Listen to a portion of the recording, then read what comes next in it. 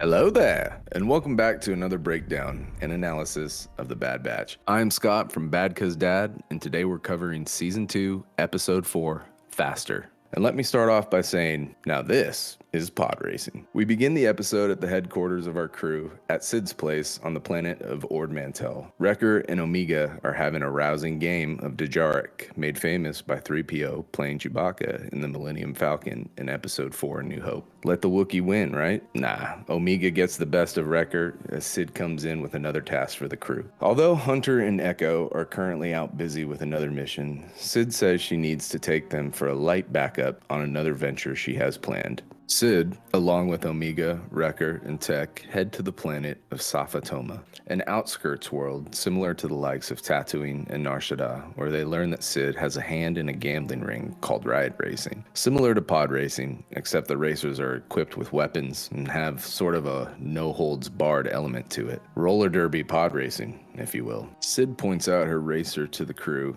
and as luck would have it, her racer and driver pull out a win. They head down to the track to meet her driver, Teo. In true Star Wars fashion, Teo is another droid with quite a comical demeanor. I love the life and personalities that they give these droids, from R2 to 3PO, Chopper, Toto 360, B2 from Andor, K2SO, and dare I say BB-8. And now Teo. The droids keep getting more and more personality, as he's quite reminiscent of K2 from Rogue One. The actor who voices Teo is actually the same guy who voiced BB-8, actor Ben Schwartz. Tech is surprised that it's a droid and kind of gives him some heat, but Teo defends himself with some of his own backtalk and taunts Tech, telling him that he can't do what a droid does. He can't calculate and make instant, precise decisions like he can. Take that, you spectacle spectator. However, we can see the wheels already turning in Tech's mind. Obviously, as implied by his name, Tech is very well technical, a technical spectacle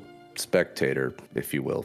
All right, Scott, move on. Tech is constantly assessing his surroundings, trying to take in as much data as he can. Clearly, Tech thrives on the consumption of knowledge, and it is here that he first begins to understand the sport, albeit slightly reluctantly. While the crew is checking out the 12 Series speeder, modified of course, a rival acquaintance of Sid by the name of Miligi, alright, we're just gonna go with Miligi, shows up to confront them with his own crew. Miligi is part of the alien race called the Dobutin, a giant imposing race. If the species looks familiar, it's because we've seen them twice before. Once as a background character named Gromgar, briefly seen in Maz Kanata's palace in The Force Awakens, and second, the Ninth Sister from Fallen Order, one of Vader's Inquisitors. Miligi is calm and intimidating, and we now see why Sid wanted to bring Wrecker along for the backup. It's not often that Wrecker is dwarfed by another humanoid being, but we see a slight look of trepidation on his face during the conversation. Miligi exploits Sid's confidence in her new racer and capitalizes on it with a side wager of their own. The race takes off, and it's clearly quite a bit rough around the edges. As akin to pod racing as it may look, this is clearly not pod racing. It would seem that most of the racers are equipped with blasters, and one of the spectacle spectators gets taken out by some stray blaster fire. The announcer comes up over the speaker to give a disclaimer that the race is not responsible for any death, injury, or disintegrations. No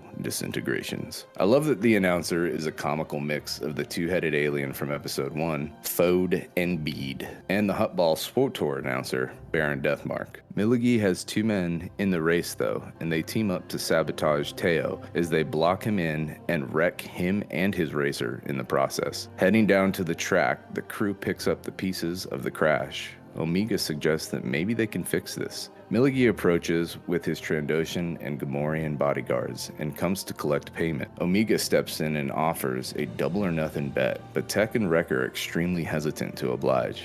Omega, being the caring individual that she is not open to the idea of Sid being hurt. Clearly, she has grown to care for Sid, and she will do what she must to help her out of this bind. Miligi takes Sid as collateral and warns them that, for their sakes, they better be prepared to pay up. As the crew try to fix the speeder and Teo, he wakes up and starts running his robot mouth again, which I'm fine with because, let's face it, Teo is hilarious. Wrecker wants to just go in and extract Sid, Bad Batch style, but Tech says that applying their military tactics to this would not work well for them. Miligi is well connected and will absolutely seek retribution. Last person that crossed him wound up taking a permanent pit stop in the eastern sand dune, and we all know what lurks in the sand dunes. A Sarlacc. The answer is Sarlacc. Omega agrees and says this is why they must win the race. Tech is starting to question the relationship with Sid, as I'm sure he always has, but he's starting to get annoyed with Sid dealing with questionable contacts and consistently putting the crew in precarious situations. Teo chimes in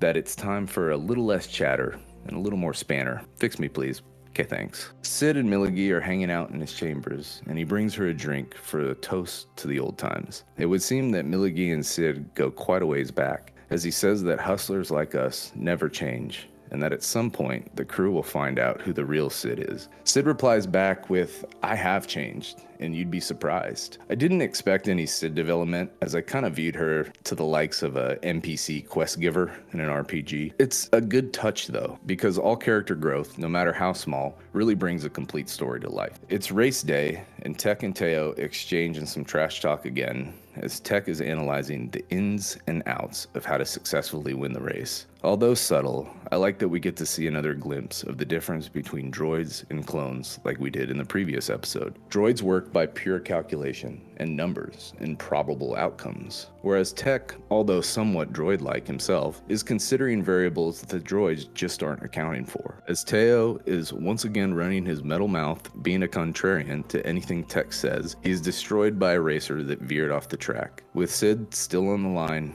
Tech comes forward and announces that he will be the racer. He did his homework, he knows the sport, the track, and he can do this. His confidence in his craft is admirable. At the start of the race, we are given a scene that has such a wonderful callback to the Boon to Eve race in episode 1. The drivers are being introduced to applause from the crowd, and we see some funny details in the racers. A reprogrammed battle droid, a reprogrammed protocol droid like 3PO, and a hybrid of the two like we saw in Attack of the Clones. A battle droid head on a protocol droid body. Damn, I love those little details. Just beautiful. When they get to announcing Tech, the crowd goes silent, akin to the way the crowd reacted to little Annie when he was announced at the Boon to Eve. Not very wizard of them, if you ask me. As the race ensues, we see Tech do all the things that Teo said he couldn't. He makes on-the-fly decisions, calculations, and simply outplays his opponents at every step of the way. The tunnels on the track are reminiscent of the terrain on the sands of Tatooine, and it's such a wonderful callback to the pod race in general.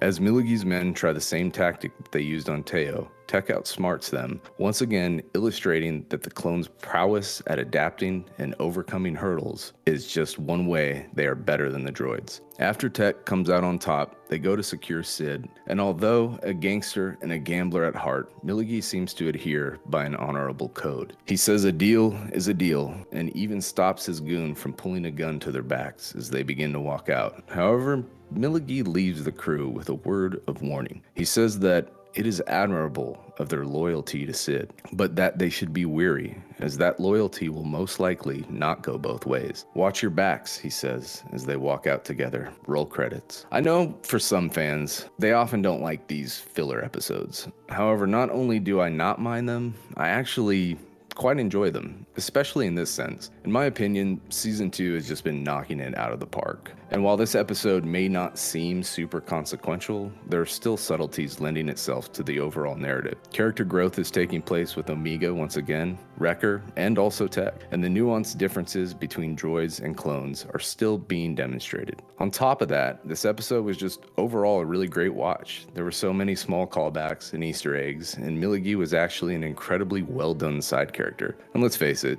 Teo was just hilarious. Well, that's it for this week, folks. Don't forget to tune in for this week's Amorphous Jedi Live show, and please, if you haven't already, hit the like and subscribe. Tom and I appreciate you tuning in and helping us build a great community. Until next time, take care, you spectacle spectators.